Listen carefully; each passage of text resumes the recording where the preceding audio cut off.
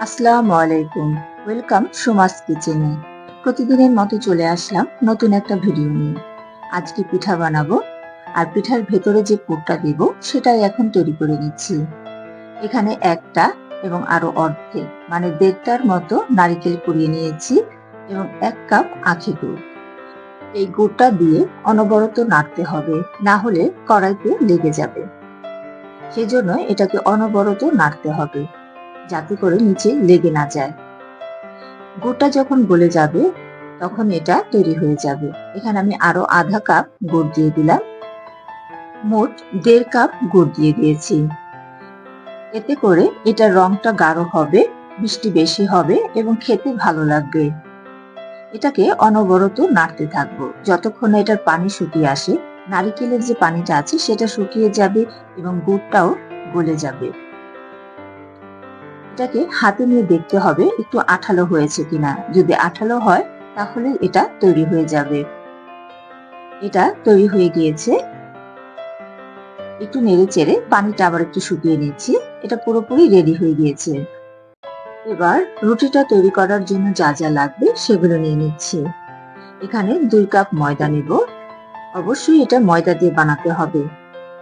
সামান্য পরিমাণ লবণ দিয়ে দিচ্ছি। 2 চামচের মতো সয়াবিন তেল এবং 1 চামচ ঘি।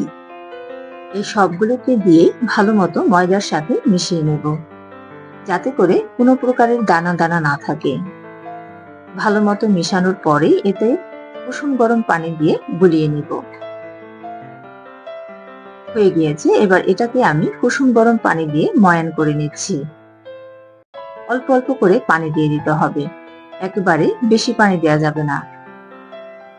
অল্প অল্প পানি দিয়ে এটাকে ময়ান করে নিলাম। ময়ান করা হয়ে গিয়েছে। এটাকে 5 মিনিটের জন্য রেখে দেব। এবার যে পুরটা তৈরি করেছিলাম সেটাকে একটা লম্বা শেপে তৈরি করে নেব। এটা করার আগে অবশ্যই হাতে তেল মেখে নেব যাতে করে হাতে লেগে না যায়। এভাবে লম্বা লম্বা করে সবগুলোকেই একটা শেপে করে নেব। এভাবে পিঠাটা বানালে খেতে ভালো লাগবে। এই পিঠাটার নাম হচ্ছে পাকন পিঠা। এই পিঠাটা বিক্রমপুরের ঐতিহ্যবাহী অনেকগুলো পিঠার মধ্যে একটি পিঠা। এবার রুটি বানিয়ে নেব। রুটিটা খুব বেশি মোটাও করব না, আবার খুব বেশি পাতলাও করব না।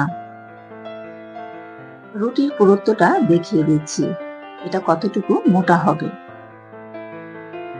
এরকম করে রুটিটা বানিয়ে নিব। এবার বানিয়ে রাখা পুরটা এর মধ্যে দিয়ে দিচ্ছি।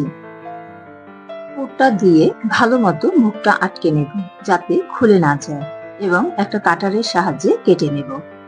আমি এরকম একটা কাটার নিয়েছি, আপনারা চাইলে যে কোনো কাটার দিয়ে এটাকে কাটতে পারেন। এভাবে সবগুলো পিঠাকেই বানিয়ে নেব। একটা রুটি দিয়ে 2টা বা 3টা পিঠা তৈরি করা যায়। এভাবে সবগুলো পিঠাকেই বানিয়ে নেব, তারপর তেলে ভাজবো। এই পিঠাটা খেতে কিন্তু ভীষণ ভালো লাগে। মুখে দিলেই মুখটা স্বাদে ভরে যায়। পিঠাগুলো বানানো হয়ে গিয়েছে। এবার এটাকে তেলে ভাজবো। তেলটা গরম করে নিয়েছি। বেশ কিছু পরিমাণে তেল দিতে হবে। ডুবো তেলে এই পিঠাটা ভাজতে হয়। আমার ভিডিওটি ভালো লাগলে অবশ্যই সাবস্ক্রাইব করবেন, লাইক দিবেন, কমেন্ট করবেন এবং বেশি বেশি শেয়ার করবেন। পিঠার এক পাশ হয়ে গিয়েছে। এবার অপর পাশটা ভেজে নিচ্ছি। পিঠাটা ভাজা হয়ে গেছে। খুব বেশি কড়া ভাবে এটা ভাজবো না। এভাবে সবগুলো পিঠাই ভেজে নেব। এই পিঠাটা 2 থেকে 3 দিন রেখে খাওয়া যায়। তেল দিয়ে ভাজার কারণে পিঠাটা নষ্ট হয় না। তৈরি হয়ে গেল মজাদার স্বাদের পাকন পিঠা। আল্লাহ হাফেজ।